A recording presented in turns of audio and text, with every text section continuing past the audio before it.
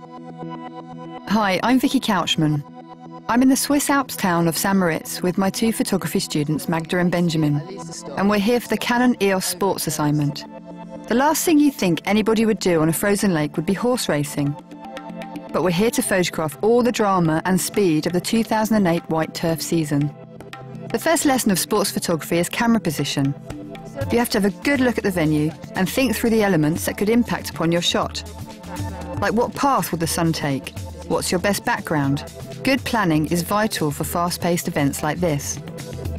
Long lenses have the effect of compressing action, so Benjamin and Magda will be using a 200mm zoom lens. Getting in close, coupled with the right shutter speeds, will freeze the action and give us a sense of being in amongst the horses. At the end of the races, we'll capture a sense of the social event too. After all, not all of the action's on the track.